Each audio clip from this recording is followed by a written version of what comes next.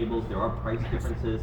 Does it matter? Do you need the really expensive ones? No. No. The only time you really need the very expensive ones is if you have a long throw. So long throw meaning? More than say, if you're going 10 meters, 20 meters, probably the cheapest cable you can buy. When you're talking digital, cheapest cable you can buy is fine. If you go more than maybe 20 meters, you really should get a higher quality cables. What happens is you start to get reflections and drop out and so forth. So, in analog, you could make a case for better cables. In digital, if the packet gets through, it gets through. So in short throws, the traditional kind of 10-meter cables that most people are using in their home, you're not even 10-meter.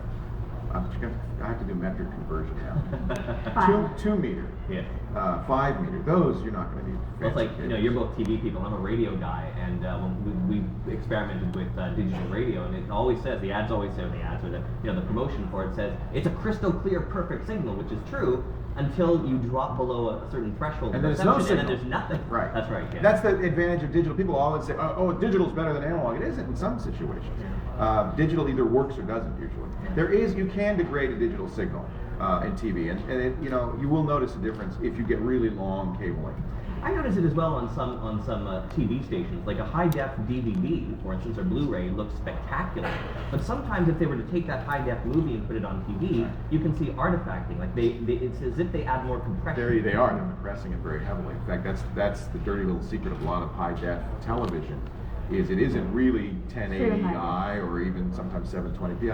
I was on a panel with ESPN when this was all starting, and they were starting to talk about ESPN HD, and they were just taking standard definition and upconverting it like your DVD player does, and I was kind of appalled. And I was so excited when I first got my first HD TV, which was a tube. It was this deep, it was like 400 pounds. And Wimbledon was going to be on. This was about 4 years ago. And I thought, HD Wimbledon. And, it's got the bars on the side. It's standard definition. The industry is still converting to HD. We're a long way from being full high def. Do you both think, though, that eventually those TV signals that are letterboxing are going to be eliminated? Will there be still the difference? We shoot the lab now in high def. Yeah. Have you probably City TV in Toronto, at least, the studio has gone high def, so you can watch the news in high def, and I think we'll see more high def television all the time, and I think, again, it'll happen in regular television, and it'll happen online with just better quality. It's a little embarrassing for me because I, for a long time, said, who wants to watch the news in high def? You don't need to see it. But the truth is, what happens, you get used to high def and everything. And then it looks really good, and you go back to the old signal, and it looks awful. And even some broadcasters will do widescreen, but not necessarily high def. They're lying, exactly. At CBC, we have... well, not the CBC, they would never lie. No, of course. The English news and the French news are treating it differently, which I think is interesting. In French, they letterbox their news and current affairs.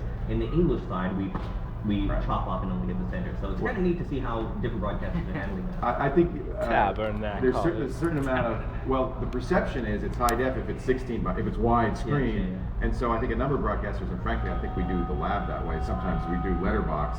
You're seeing a standard def TV show, but it's widescreen. Yeah. There is a difference. And I think a lot of people get confused. They see widescreen, that's high def. No, it's not. It's how many lines from top to bottom. That's what makes it high def.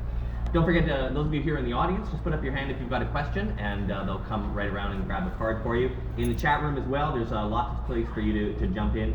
This is a question from Beckler, actually, in the chat room. You mentioned that you plug your computer into your screen. Beckler wants to know which is better for using as a computer monitor, LCD or plasma? That's a really good question. My LCD seems fine when I'm plugging it into my computer, so I think you just basically run into the same issues that you might run in when you're watching regular TV. Is that if you're plugging it into a plasma and LCD and you're in a really bright room, it tends to work really well. And I'd say LCD. I mean, you're used to LCD, right? The thing to remember is that your TV, if you're using a TV, it's not as high resolution as your computer monitor. It might be bigger, but it may not be as high resolution. And so if you're going to do that, you want to, when you buy the TV, say, what is the native resolution? Is it 1920 by 1080? Is it 1024 by 768? A high def TV could be as low as 768 from top to bottom, or even 720 from top to bottom. If you're happy with a 1024 by 768 computer display, that will be fine. But most people want a higher res. They say, well, it's a giant screen. I don't want my icons to look as big as a house. I want to see higher resolution. So Exactly. you should really ask about the native resolution of the set if you're going to do that. Perfect. But I think LCD. I'd be really hesitant to put a computer. You're coming to on my plasma. side of the For a argument? computer, I'm a little nervous about that Interesting. burn-in still. You know, I'm not sure I want to put a fixed image on my plasma for very long. Yeah. Sukur in the chat room asks, how important is contrast ratio and refresh rate on LCD TVs? I think that I read something about refresh rates, how they're actually getting better and better all the time. They're down. Yeah, so Now, let's not confuse response time with refresh rate. So the refresh rate of your computer's LCD is 60 hertz. 60, it draws the screen 60 times. And you're seeing TVs getting up to, I think, 100. I'd have to ask the experts here, but I think 120 hertz they're trying now. And in theory, that would give you a crisper display. This is new, and I'm not sure that makes much of a difference. I think too, I mean, you can get into all these stats and all these numbers and really geek out with them, but Yeah. you really need to go and you need to watch different types of content on a plasma and an LCD screen and then figure out which one is best for you, because, you know, sometimes it really won't make that big of a difference that you expect it will, but it's great kind of geek fodder. To counter that, though, you also may not know what to look for when you first buy, and then later, after you've already bought, you may suddenly say, oh boy, I do notice the blacks aren't as black and the whites aren't as white as I'd like them to be. That's contrast ratio. And that does become important over time, and it may not be something you're sensitized to initially. So it is a good idea when you go in the store to look at the darkest darks and see how dark they are. If they're gray, as they are on some LCDs, you in the long run, you're not going to think that's as bright. That screen's not going to. That's what popping often is a good contrast ratio. You want the whites to be as white as they can be and the blacks to be as black as they can. And is there a number or some way to determine which one That's is best? where I wouldn't worry about it too much. Sometimes they about 4,000 to 1, 10,000 to 1. Well, I think those are all made up, to be honest with you. That you can measure them, but your eyes are actually much better at measuring contrast ratio than any And I wonder if it's even something where you could bring in your own DVD of content and you could plop it in some of the DVD players and test out the different TVs and see how that content looks. People I know who are experts have their DVDs that they use because they know what it's supposed to look like, and it could be 300. It could. I'm trying to remember. There's a variety of. Sometimes they're terrible movies, but they make excellent test DVDs. But certainly, if you know the DVD, that's the good place to start. One of the things I did when I first got my HD TV was to get a disc. It's a high-def disc, and it's a calibration disc. Right. So essentially just a test pattern. I found that really helpful to sort of, balances out. It says make this really dark or make this really white.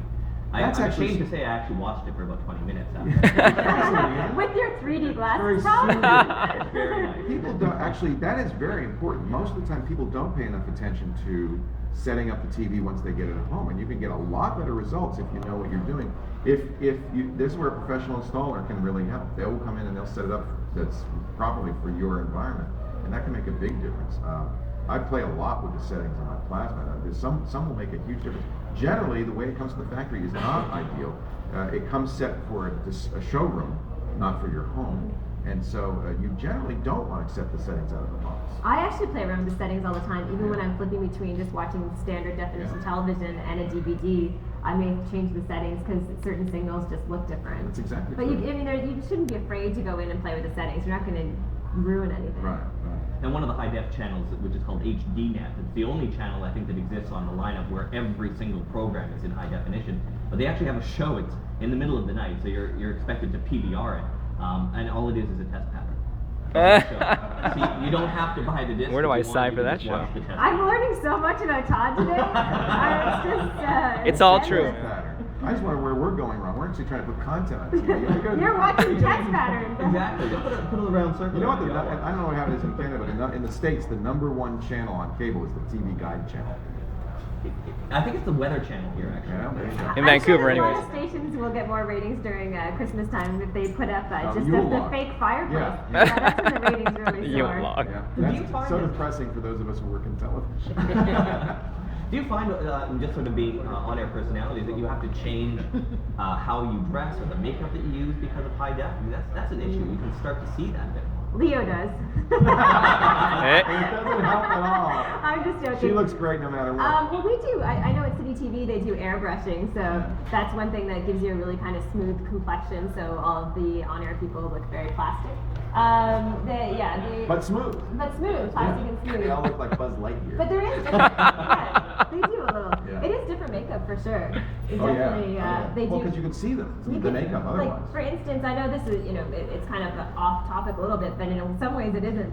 If you see a woman who has eyeliner on, that's kind of a line over the eye, in HD you can see that really crisp, and if the makeup artist isn't that good, you can actually see kind of the jagged line, so they do Ooh. pay special attention to that. Jaggies. Mark84, we talked a bit about gaming, but I don't think we've quite got sort of the definitive answer, if there is one. So Mark84 asked, for a gamer with an Xbox and a Nintendo Wii, I guess this can apply to any gaming system, what kind of TV would you recommend? Plasma or LCD? And what about the 720p one? On the Wii, it doesn't matter, because the Wii's not high def. Okay. So the Wii will look fine on anything that you use. I think a plasma, because of the response time alone, it's going to be the best way to game. And that's, I'll tell you, when I play Halo 3 on the 50-inch plasma, that is a great experience. It's very good and very real. Yeah, I like it a lot. Great. There were some questions out here. What are you looking at? I don't wear that helmet all the time. So many visuals I was so imagining right disappointed. now. I got the special helmet thing and it doesn't fit. What's the deal with that? I thought it was a real You helmet. can't put it on. I wanted to be Master Chief. I thought it was a game. When I saw it in the box, I thought, this is awesome. It's a thing. I'll be able to, I'll get like the actual Yeah, heads up game display. And, helmet. Anyway, you have a question, sir, in the front. Yes, Oh, here. Yeah, no, go ahead. I'm visually impaired, and But you don't really care, do you? yeah, with watching TV, I have to sit at least about maybe 2 or 3 Ah. feet from the TV. So, what's gonna be better for me long term? Like, I'm thinking that for me to say sit back 5 or 6 feet, I'm gonna have to go at least. Let me ask you, Trevor, when you get that close, can you see the lines, the pixels? No. You can't, okay. That is an issue for people with some kinds of TVs, and this is true of LCD and of plasma, is that you can see the individual pixel lines. And that's where LCOS actually does a really remarkable job. LCOS kind of gets rid of that screen door effect. If you don't see the lines, because your acuity isn't good enough to see the lines when you get close to the screen, I think LCD is probably going to give you the best results, because I think brightness, I would suspect brightness is important to you, right, Yeah. Trevor? Because I'm visually impaired in the with depth perception is my visual Yeah. impairment, so I can't read things far. Like I can read that sign, the Future Shop logo behind you, but I can't see the detail of the image watching the TV at this distance. Yeah, and I would imagine it would depend on where your acuity lacks and it's good, but I would think brightness would become very important. I would say LCD is probably a better choice for you than plasma. Thank you. Yeah. Another question in the audience? So someone? one point on that I think one. I have a couple points actually. Ah. Oh, okay. I have $1,000 for an LCD TV. Amber, what should I get? What kind? What brand? Is there a would- Best Buy? Is there like an Apple which has good, better, or best? And I'll just go for that. I really did do a lot of research when I bought my LCD TV, and I decided to buy Samsung just because I felt as though it was the best quality. I really trust the Samsung brand, and I think that would be a good bet. And the prices are reasonable on the Samsungs as well. The top tier TVs are all very good. I have a Sharp Aqua. So I can get Really a well. decent LCD TV, pretty small though, for $1,000 from Samsung. Yeah, definitely. Excellent. The LCD Excellent. prices are pretty inexpensive, and you can get a really tiny LCD as well. I think as small as I mentioned, 10 inches. Okay. But you don't want a 10.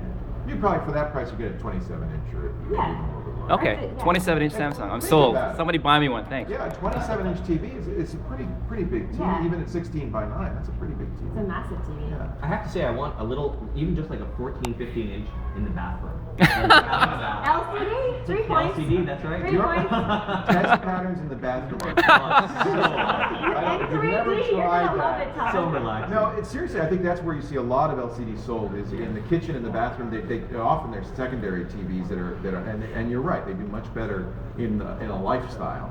If you're sitting down to watch, plasma better. There's a lot of acronyms with iDef TV, HDMI, HDCP, and so forth, and I've run across one in the chat room that I don't know, and it's from Arid Lithiu. If I pronounced that right. those monikers. I'd love them to touch on SED. Yeah, this was a technology that was highly touted. We saw it at CES for 2 or 3 years, and it claimed to offer the benefits of a direct view CRT in a flat form factor, which would kind of be the best of both worlds. The problem with CRT, believe it or not, the old tube TV is in many ways the best quality picture out there, but it's so big nobody wants it. So SED was basically lots of little tubes, and it was going to be very thin. There have been a couple of problems. First of all, they can't manufacture them in enough quantity, and there's a lawsuit. There was a big lawsuit which has not gone well. I think, unfortunately, I hate to say it, but I think unfortunately SED is dead. this is a problem. People often get excited about new technologies. They hear about them. They show them at CES, the Consumer Electronics Show, and everybody. We show them. Yeah, we show them. The press gets excited about it. And the problem is you can make one or two of many things. It turned out, I think, to be just too difficult to manufacture. Well, and speaking of different formats, Lord Dave wants to know if Lord DLP Dave. is still being sold, or has it been largely superseded by LCD and plasma? Oh, absolutely not. You know, still. it's very good. And that's what I started out saying, which is that here we are talking about these direct views, but the rear projection and the projection are still alive. It's just that the prices in the direct views have fallen so greatly. DLP, if you think you have to get a dark room for plasma, it's even worse for DLP. You really have to have a dark room. It's still probably true that the best bang for your buck is a DLP rear projection. DLP technology is really advanced. You know, we used to complain about the rainbow effect. About 5 or 10% of all the people who had them could see a little rainbow out of the corner of their eye. They've solved that. They've eliminated the color wheel. No, I think DLP is very good. Where you see DLP and where DLP is really good is in front projection. But now we're talking a lot of money. We're talking $10,000 and up. That means a projector pointing on a blank Yeah. wall? In fact, if you go to a digital cinema, you're seeing DLP. If you're seeing a Christie or a Runco screen, when you go to and many movie theaters are now doing this, they have digital. They look fantastic. They're very, very bright. They're very, very expensive. So absolutely, DLP is alive and well. In fact, what it's doing is moving to the high end. You know, one of the things I think interesting, just as an aside, so do this answer in 10 seconds or less, but I think how DLP actually works is really interesting. Yes, it's actually a Rube Goldberg gizmo. It's millions of little mirrors that flip in synchrony. Now the old color wheel, they actually flip in synchrony to the color wheel. The color wheel was spinning very rapidly with red, green, and blue. The mirror would have to be timed to flip to reflect the light through the right color on the running rainbow to get it up onto the screen. Now they've changed, they don't use the color wheel anymore, they actually have red, green, and blue mirrors. But the technology itself is Now you have to quite- hire a band of monkeys in your basement pulling stationary They're spinning. I don't know. And there's special paint too. I was talking to my brother last night who has a projector TV, and he was saying he's going to buy the special Right. paint that you can paint your walls so it actually looks even better. My brothers are both huge geeks. So. When you're talking a real home theater, you probably are talking a DLP front projection with a special screen. You're talking a lot of money. That's where the real high end is gone, absolutely. Because you can get an 80-inch screen Yeah. or bigger. There's still time if you're in the chat room to ask a question. We've still got time here if anyone here has a question as well in the live studio audience. I have one question. Okay, yeah, go ahead. Okay, my question is regarding the energy consumption between LCD and plasma. Very good question. And if I can put a little bit more detail into the question, I understand that LCD, even if it is not working, the lamp is always on. In plasma, as you mentioned in your discussion, It's off. that it's on and off anytime. Right. So will there be any difference in energy consumption, or at the end of the day, it will be very similar? I just, from doing research online for coming today, I read that LCDs actually use less energy. Considerably less. Yeah. That has narrowed though. The most recent high-end TVs, the plasma has gotten more efficient. But yeah, if energy efficiency is a concern, believe it or not, LCD is still preferable. Or a point. Well, and I read a blog posting, and a guy who does a lot of testing who recently tested an LCD and plasma and found that they actually were surprisingly close. Leo's friend. Yeah, I can't source it, so I'm not sure, but he said they were surprisingly close. But the traditional point of view is LCD is considerably lower power consumption. You can tell, you get close to a plasma, it actually is warm. You feel the heat. I feel it off my LCD screen as well. Yeah, well, remember, these are computers in here. In fact, my plasma is running Linux. In order to decode, to process, to display it on the screen, there's a computer in there, fairly high-end computer in there. These screens, I mean, they're really a miracle of modern manufacture, if you think about it. They're quite amazing. One of our guys from the lab, Sean Carruthers, actually went to Japan Cool. and went to the LCD factory. And this technology is, you think DLP is kind of kooky and Rube Goldberg. It all is. None of it should work. It's a remarkable technology. We've only got a couple of minutes left, but I want both of you. Oh, sorry, there's one. If you can make it quick, yeah, we've got a question. Sure can. Actually, two questions. Maybe give Amber the win. Amber, number one, or maybe Leo. If Amber's going to mount her LCD above her fireplace, I understand that. Is it true that plasmas could be sensitive to radiant heat? That the LCD might do better above a fireplace with heat coming up? That's question one. And question two is, can you tell us a little bit about pixel depth in the LCD area? Do you have the same problem on plasmas? What should you expect? Pixel depth? Death. Death. Death. Oh, death. Death of pixels. The death of a pixel. Death of a Great, disco. familiar. Why don't we start with the heat issue?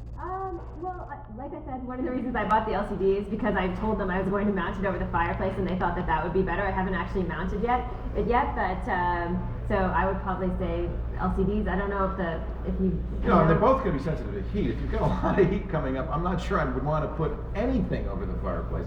Although you see a lot of people putting both up there. In fact, they make high-end TVs that will turn into paintings and have actual frames and so forth. The real problem with mounting it, with all due respect to my colleague Amber MacArthur, the real problem with mounting a TV over the fireplace is looking over the fireplace. No, mine's going to have a tilt. And there's another problem with LCD, by the way, is the angle that you're viewing it at. There is an optimal angle. They've gotten a lot better in that. Frankly, your TV should be at eye level. It should be straight in front of you. And I don't know of any fireplace that's at eye level. Above. But even if you are going to do something like that, that's where you need a real pro to come in and actually install it. You don't want to try to do that on your own. You want to make sure you have someone. It's going to cost a lot of money. That's another reason I haven't done it yet. And with a plasma, never try to mount these yourself because they are much heavier. They're glass. The glass will break.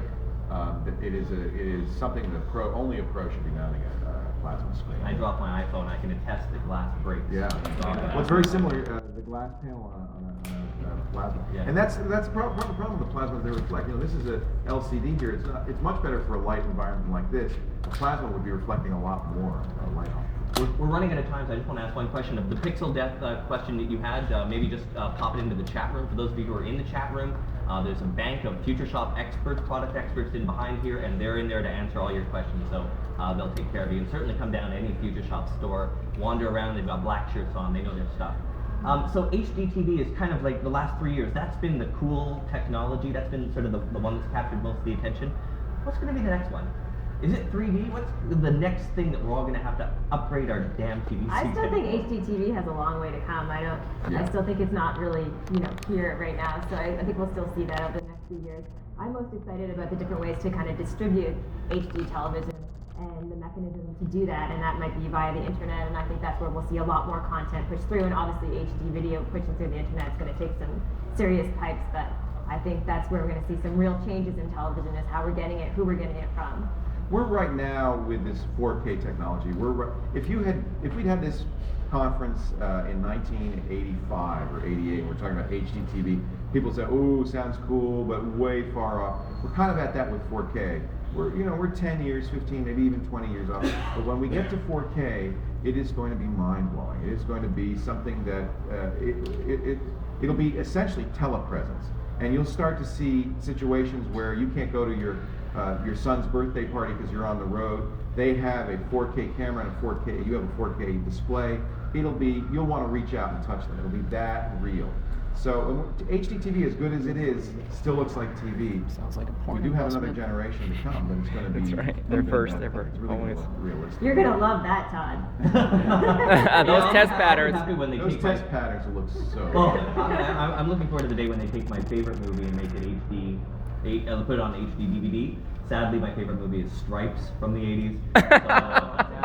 So, I have already told me that the digital master is in a vault in Hollywood, and someday they hope to reclaim the course, famous Leo ice knows cream scoops. Exactly. Bring it My back. Yeah. Leo Laporte, Amber MacArthur, thank you very much. Thank Leo's you. Website is labwithleo.com. Amber's is ambermac.com. Yeah, Mine that's is todbits, todbits.com. And thank you both very much. For those of you in the chat room, don't forget the product experts are here at Future Shop answering your questions. And there's if you go to the main Future Shop site, futureshop.ca, you can get a list you can see all the products we've been talking about in spec sheets and so forth. So Next thank time, can you both get a very love much. seat? Because I really feel like Yeah, we'll already. I've already walked down the aisle with you, Leo. That's enough for the morning. Thanks a lot. Thank you.